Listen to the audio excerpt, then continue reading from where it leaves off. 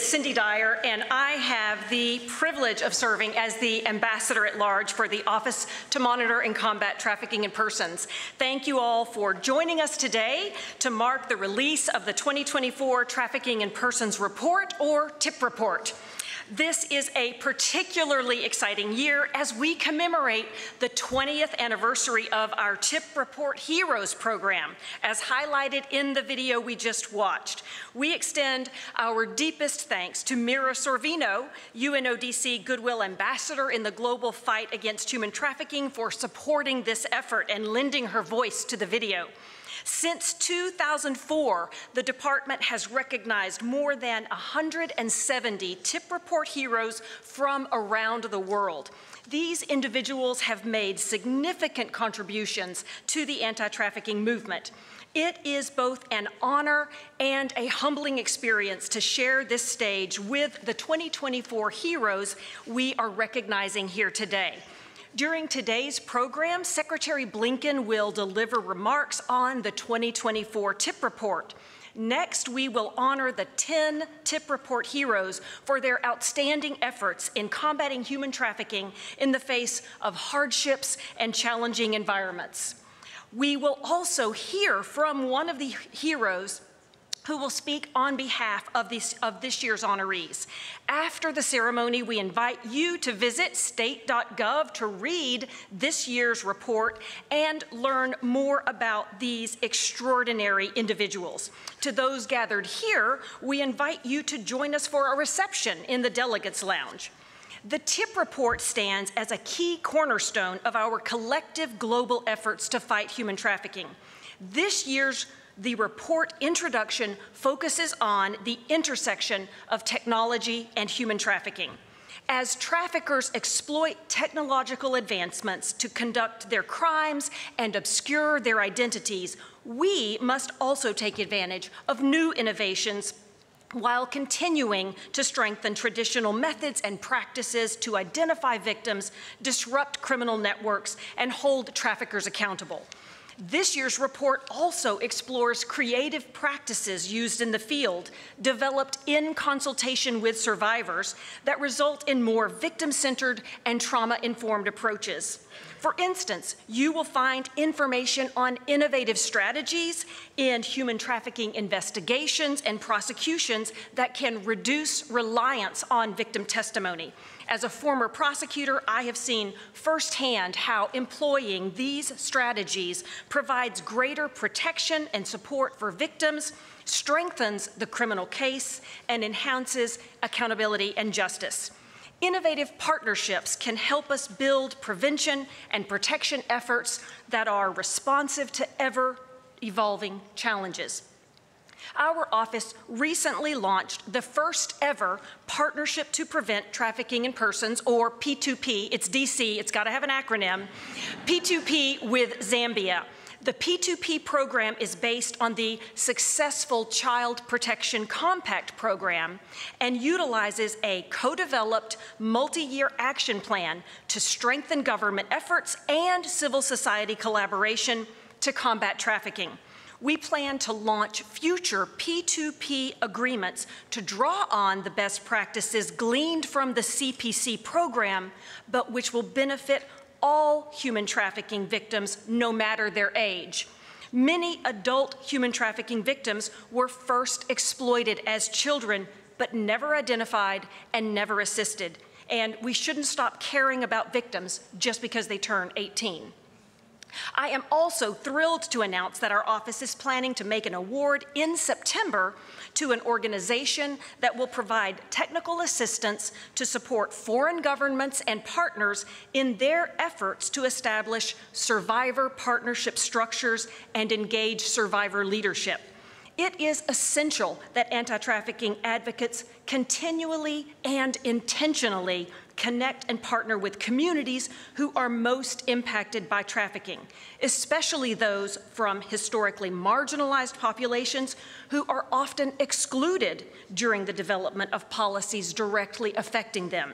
To this end, the United States continues to prioritize establishing a new and innovative ways to incorporate survivor input into federal anti-trafficking policy and programs, primarily through the U.S. Advisory Council on Human Trafficking and the Department's Human Trafficking Expert Consultant Network. Engaging with individuals who have lived experience of human trafficking and incorporating their knowledge and expertise ensures our anti-trafficking initiatives benefit from diverse perspectives and insights and leads to survivor-informed policies that are more effective. These innovative partnerships and methods are crucial in our fight against human trafficking, and fortunately, we have a leader who shares that vision and commitment. Thank you, Secretary Blinken, for hosting today's events and for your continued leadership in advancing efforts to combat human trafficking, both in the United States and globally. Ladies and gentlemen, please welcome the Secretary of State, Antony Blinken.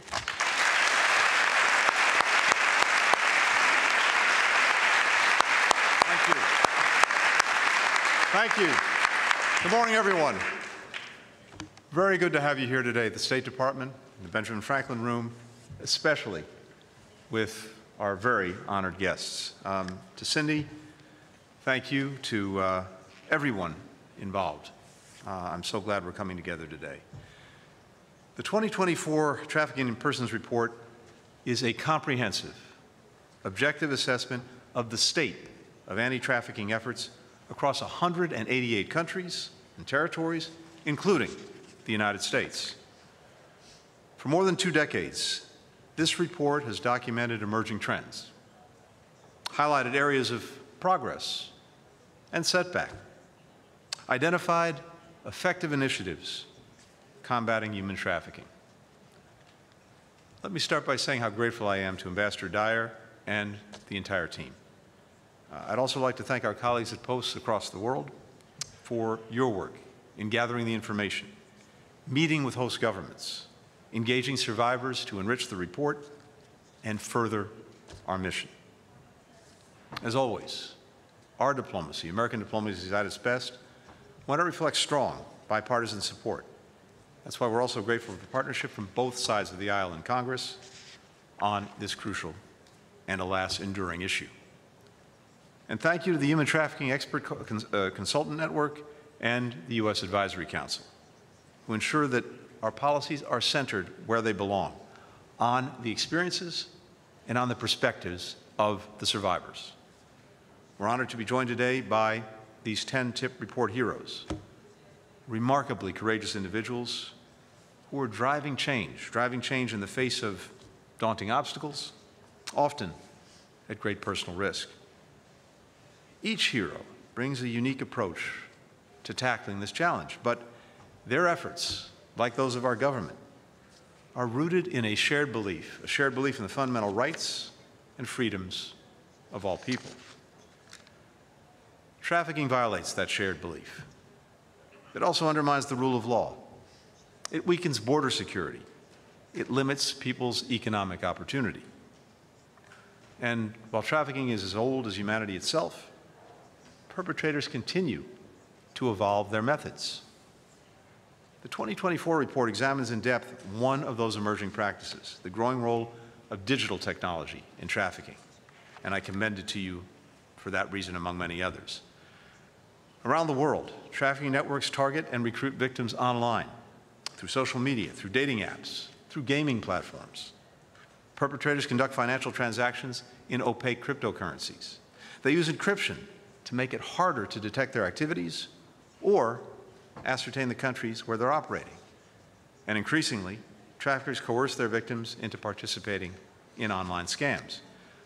Let me give you just one example of this. Traffickers used fake job listings to lure individuals away from their homes with the promise of well-paying jobs. Instead, they were taken to an isolated guarded compound in Burma where their phones were confiscated. There, captives were forced to swindle people online, including American citizens, swindling them into investing in fake cryptocurrencies, typically through romance scams. One trafficking survivor, a chemical engineer from India, told a reporter that he was locked in a cell and starved until he agreed to take part in the scams. This practice of combining human trafficking with cyber scamming is becoming more and more common. Now, social media can reinforce stereotypes about who can be a victim of trafficking, including along lines of gender, race, ethnicity, and class, like the false but widely held notion that trafficking only affects women and girls. These misconceptions limit the ability of communities, of authorities, and even victims themselves to recognize abuse as it's happening. At the same time, this year's report shows how some of these same technologies can be deployed to uncover and disrupt trafficking, and can help us better hold perpetrators accountable. Civil society and the private sector are collaborating to create and apply AI-enabled tools that detect trafficking operations. Here again, an example. Tech Against Trafficking, a coalition of leading tech companies and anti-trafficking NGOs, is developing machine learning initiatives that address emerging trafficking trends and tactics. This allows advocates and governments to identify and share new vulnerabilities, as well as to more effectively track down and prosecute trafficking schemes, all the while preserving the anonymity of the victims. Civil society groups are rolling out mobile apps to provide vulnerable individuals and groups with information about their rights, as well as about the wages, the labor conditions offered by potential employers. Other digital tools empower workers to document and report trafficking. In Brazil, the State Department assisted a trade union that represents millions of rural coffee workers to set up a helpline on WhatsApp where laborers can report abuses and get the support they need. Governments are integrating digital technology into their anti-trafficking efforts. Canada, for example, worked with major financial institutions through Project Protect, a public-private partnership that reviews suspicious transactions to identify the potential laundering of money from trafficking.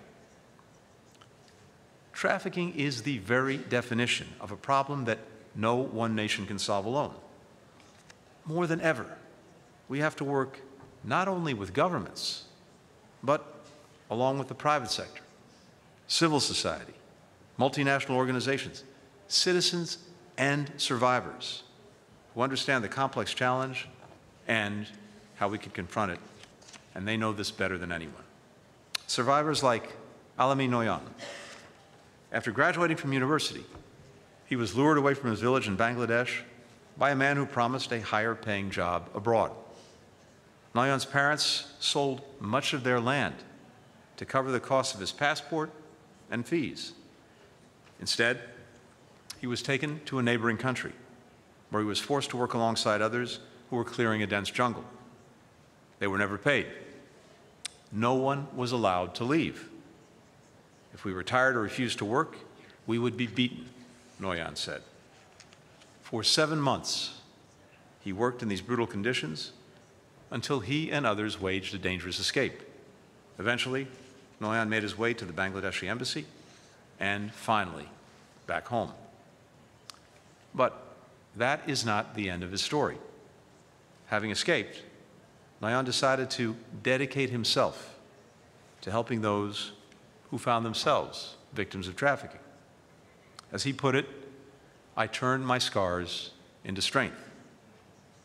Years later, thousands of people owe their freedom to his efforts. Today, we honor Noyan as one of our TIP heroes. His story is a testament to the extraordinary resilience of the survivors and all that they contribute to this shared moment. So, I wanted to highlight the report to you, but I especially now want to get out of the way so that you can appreciate and applaud the extraordinary individuals who share this stage with us, our TIP report heroes. To them, to all of you here who are working on this vital mission, thank you, thank you, thank you. Cindy, back to you.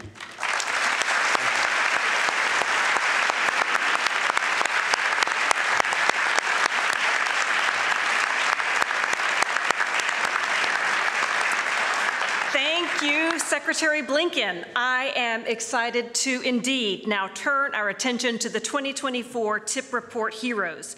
Please join me as we recognize and honor this year's 10 heroes.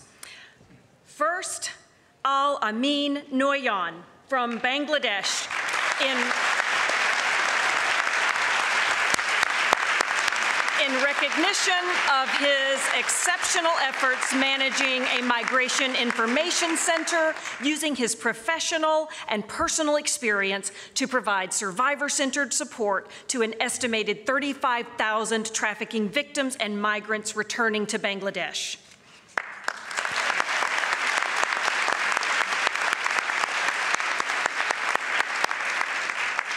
Marcela Martinez from Bolivia, in recognition of her extraordinary leadership in the anti-trafficking movement in Bolivia, spurring anti-trafficking legal protections, increasing the visibility of searches for trafficking victims, and providing social and economic reintegration support to survivors.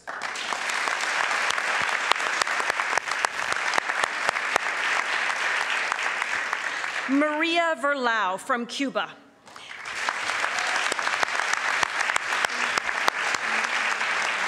In recognition of her persistent and courageous efforts to amplify the voices and stories of survivors of forced labor and exploitation in Cuba's labor export program, including its medical brigades.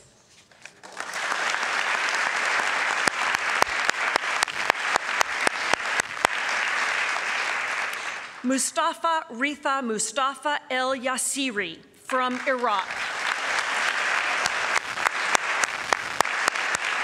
In recognition of his many years of courageous anti-trafficking work, increasing identification of trafficking victims, and continuously improving support and services provided to Iraqi and foreign trafficking victims.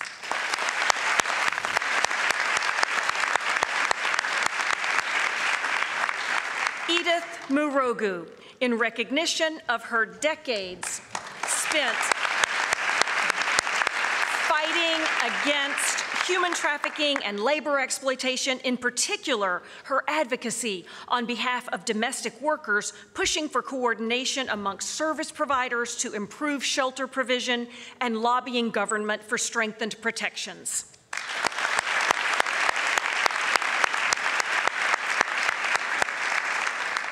Umu Al-Khairu Niare Samake from Mali.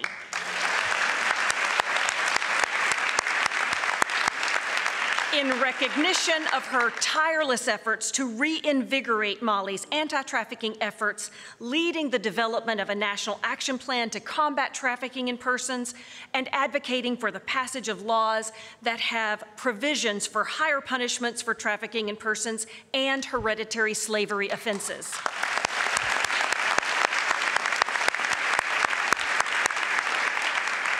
Samson Inocencio from the Philippines.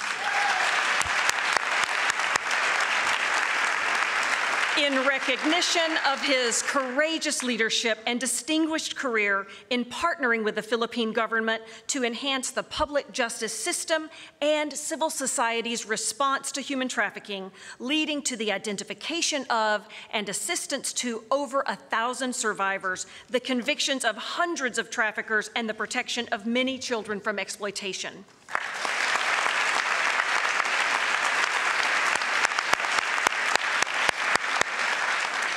Mariana Savic from Serbia.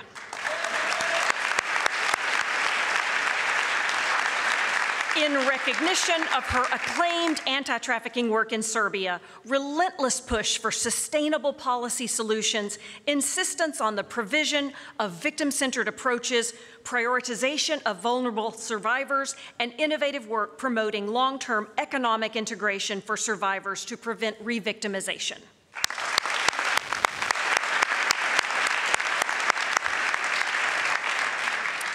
Rosa Zindón from Spain.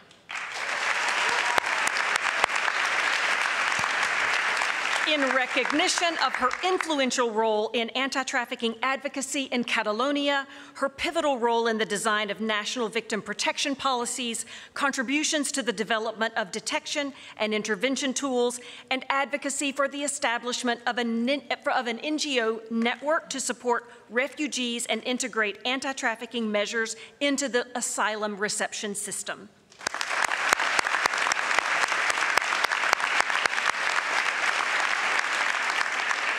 And Leticia Peñas. In recognition of her dedicated efforts as head of the Suriname Police Force's TIP unit in the absence of any anti-trafficking NGOs in the country to improve the unit's work investigating suspects, identify and serve victims while strengthening community outreach and the public's trust in the unit.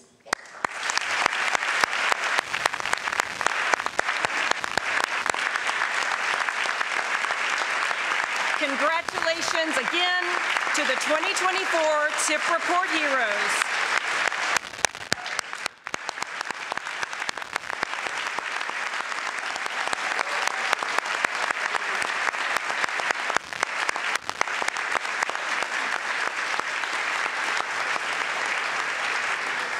Now we have the honor to hear from one of our heroes this morning. Please join me in welcoming Mrs. Edith Morogo.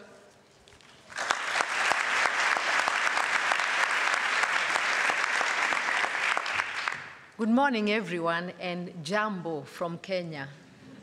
I am Edith Morogo, working with the Center for Domestic Training and Development, and a member of a very robust CSO network in Nairobi that works on fighting human trafficking, smuggling of migrants, and child labor. I'm also very happy and excited to see someone I met almost 10 years ago, former Ambassador Mr. Dibaka. Thank you so much. We were very encouraged by your visit, and I'm very happy to see you here this morning. Ladies and gentlemen, esteemed guests, fellow awardees, and distinguished members of the U.S. government, it is a profound honor to represent my fellow Trafficking in Persons Report heroes today. We are humbled and grateful for this recognition of our efforts to eradicate human trafficking, a scourge that continues to plague our global community.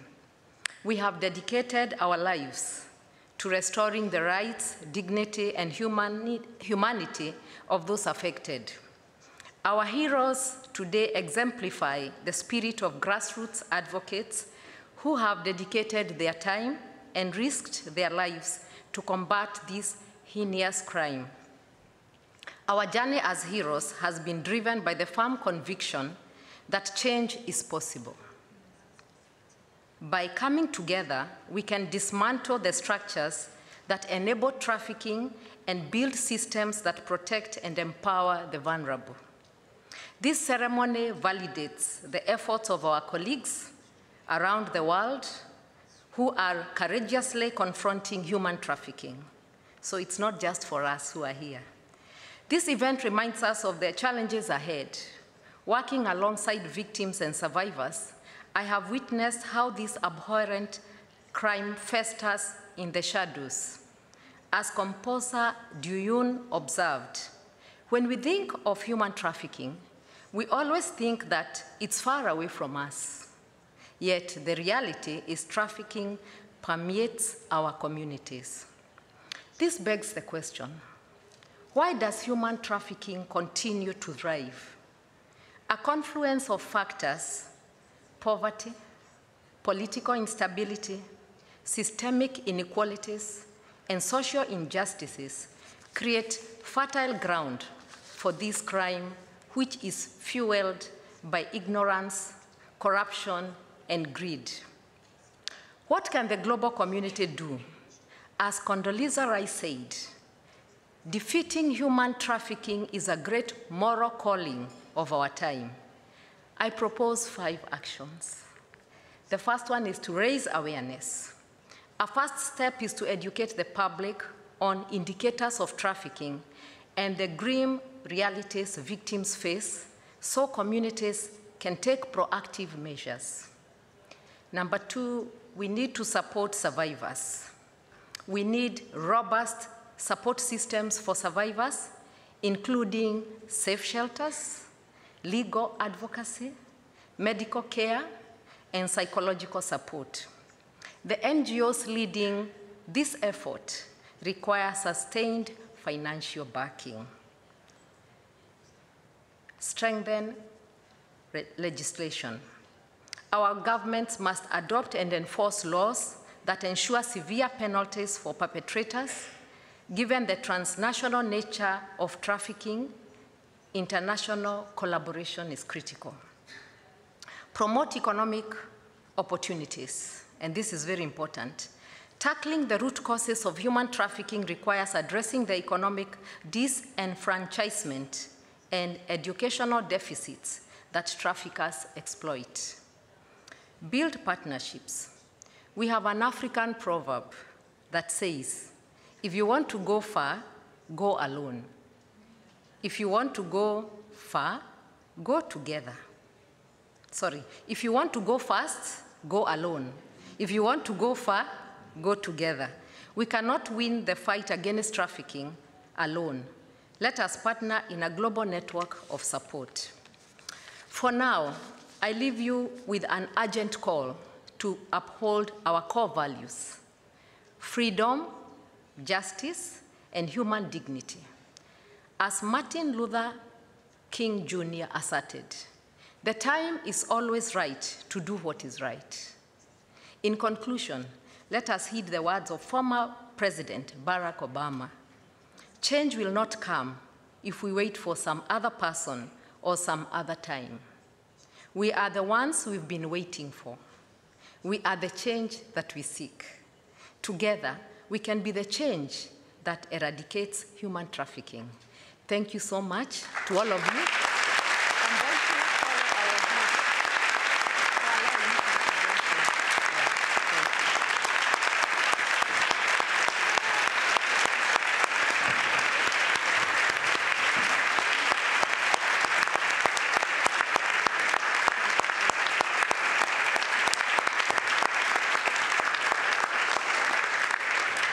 Thank you so much, Mrs. Morogo, for your thoughtful remarks on behalf of all of the TIP Report heroes this year. And thank you to all of our TIP Report heroes for the amazing work that you all do.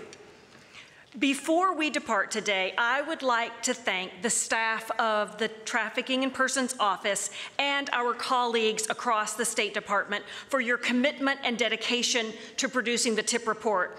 I have often told my staff that when I took this job, I knew it was my dream job, but I didn't know that the dream job came with the dream team. It does. They are the dream team. Also, a special thanks to our counterparts in the Educational and Cultural Affairs Bureau, who continue to serve as close partners for our office, including in production of the report and in the planning of the annual TIP Report Heroes IVLP program. Lastly, I want to express our gratitude to our partners around the world in government, civil society, and those with lived experience for the strong collaboration in informing the TIP Report. Your insights guide our understanding of human trafficking in all its forms and the promising practices being used to combat and prevent it. Again, I invite you to visit our website, state.gov, to read this year's TIP Report. Thank you again for your commitment and partnership, and please join us for a reception in the Delegates Lounge. Thank you.